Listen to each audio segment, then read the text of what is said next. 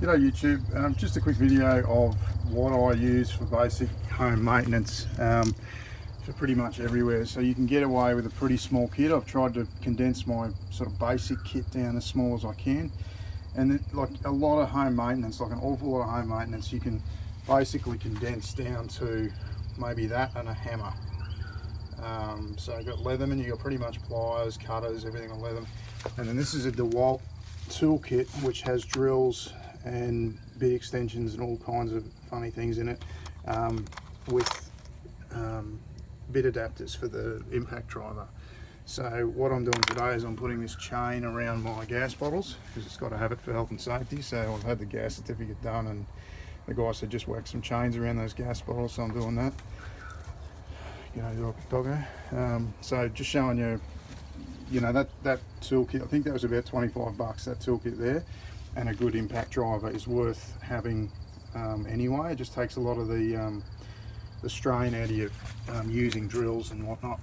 So the good thing about an impact driver is I don't quite understand how it works. It basically sort of vibrates, so you can drill at funny angles. Like if I was using a drill, I'd have to be behind it and pressed hard, but with an impact driver I can be in a really strange angle and drill without having to press on the drill.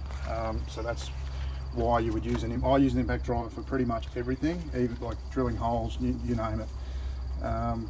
Anyway, I just thought I'd give you a quick demo. I'll just screw these gas bottles on. I'll just show you how I'm doing this. So I find a lot of these videos, to a lot of people, probably simple. To other people, they aren't.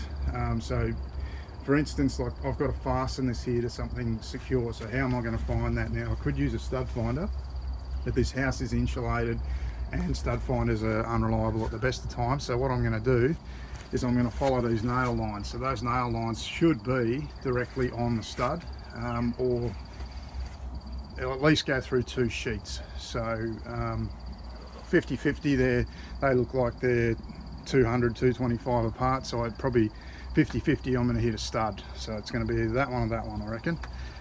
So we'll see how we go. I'll give it a go and then I'll record the results.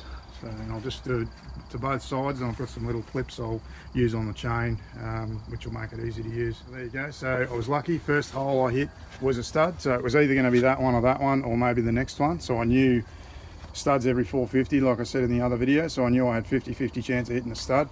I got to paint this side of the house anyway, so I didn't care if I left a hole. I just would have filled it and fixed it when I painted this side, because this guy's done an absolute disaster of painting. You can see there he hasn't finished.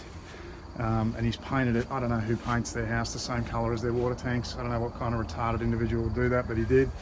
Anyway, so this is what I did. So I actually had these things which I was going to use, but they don't actually go through the chain, so I just hook it on like that, and that's not going anywhere around those gas bottles. So that's what you got to do it for OH&S here now. So I got a gas certificate now. The house is all gas compliant. It pretty much was anyway. It was just sort of this. Anyway, thanks for watching.